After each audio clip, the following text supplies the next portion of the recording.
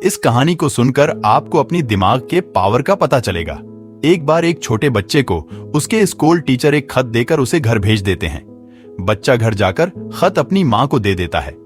जब माँ वो खत पढ़ती है तो उसके आंखों में आंसू आ जाते हैं। बच्चा अपनी माँ से पूछता है, माँ इसमें क्या लिखा है?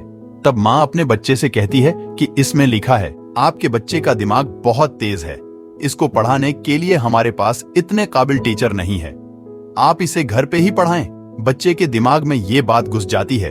फिर वो बच्चा बहुत पढ़ाई करता है और आगे चलकर उसने बल्ब का इजाद किया। जी हाँ, वो बच्चा कोई और नहीं, महान आविष्कारक एडिशन थे। जब एडिशन की माँ का इंतकाल हो गया तब वो अपने घर गए और उन्हें अपने माँ के पुराने सामान से वो खत भी मिला। जब उन्होंने वो खत पढ़ा तब उनके आंसू रोके नहीं रुके।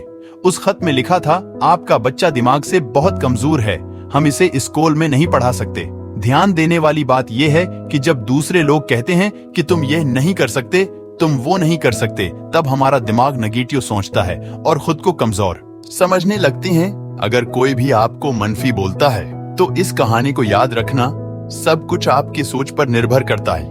आप जैसा सोचोगे वैसा ही बनोगे। शेयर करो अपनी दोस्तों में।